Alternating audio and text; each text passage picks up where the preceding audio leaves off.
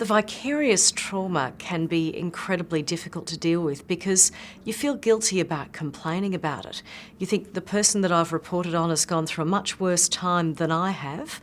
You know, why am I getting upset about this? As journalists, we tend to think, oh, we deal with bad news stories all the time and it's fine. But having to speak to a lot of victims of family violence and hear those horrific stories, all of that plays with you much as you want to keep a clear distance between yourself and your subject, your talents, but you can't help being a human and you are affected.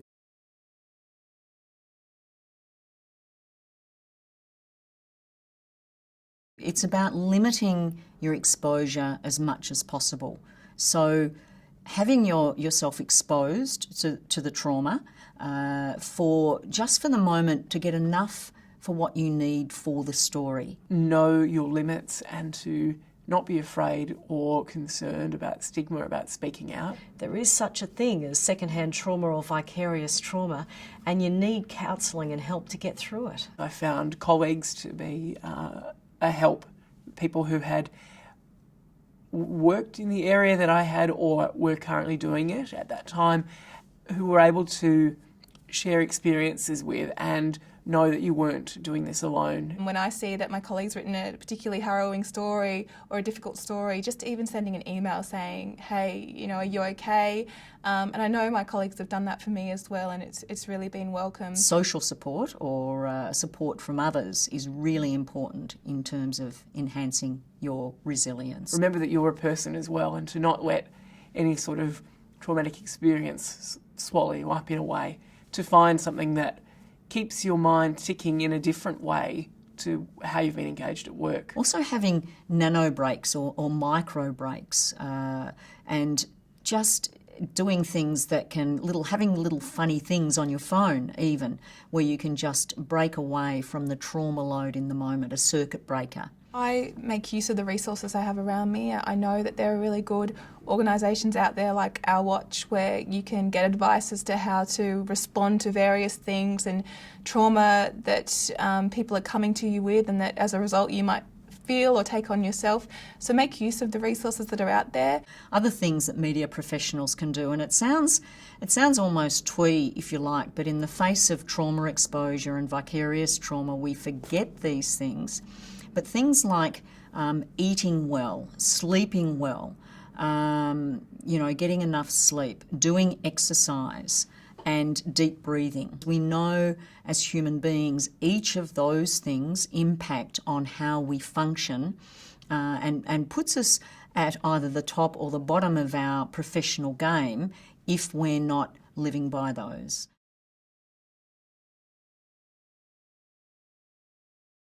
Over the last 10 years, I've received hundreds upon hundreds of threats via email, Twitter and Facebook in relation to stories I've written about social issues surrounding women and feminism.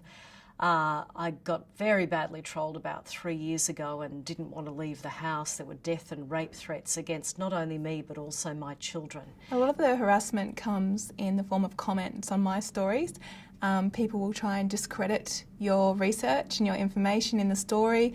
They'll accuse you of having the statistics wrong. What I've received is a lot of hostility from men who feel like the issue is being misrepresented. Men angrily want me to tell their story and to stop telling one side of the story. That's kind of looked like, some angry emails and it's occasionally a few letters. To get on to the space of being personally stalked and going through the police and trying to make sense of your life and having security escort you, it's no fun.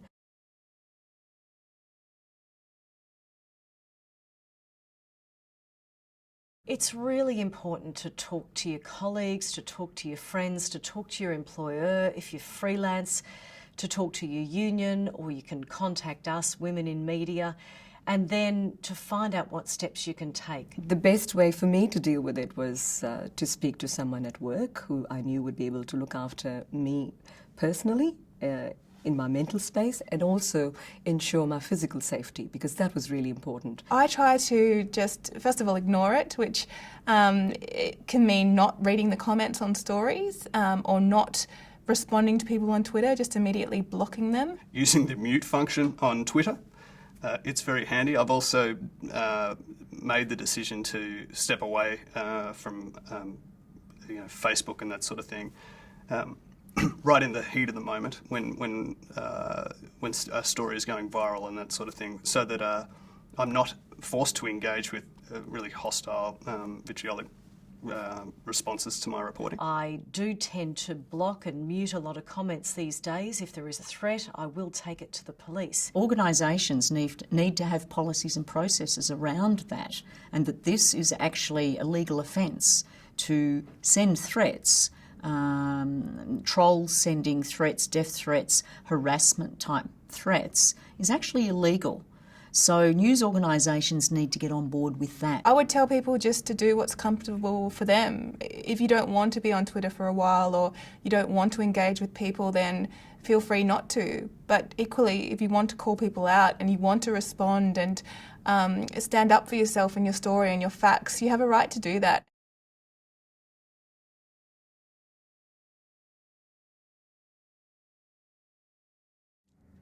I know I've had one harrowing experience, but that's never going to deter me from keeping on this path, because I know the number of women that have benefited from the work that we've done. Survivors of family violence come to me and tell me that the work that I'm doing has helped them and that they've felt supported and believed through the work that I'm doing. It's impossible not to feel like it's important work and to keep going with it. As distressing as it can be at times. What motivates me to keep reporting on this is that this issue is just so serious. It affects so much of the community. People like myself who are privileged enough to work in the media have a responsibility to engage with this issue and do what we can to help end violence against women. There's a lot of people out there who are powerless and who want to affect change. There are a lot of people out there who are victimised, and to be able to give them some kind of power and voice is priceless.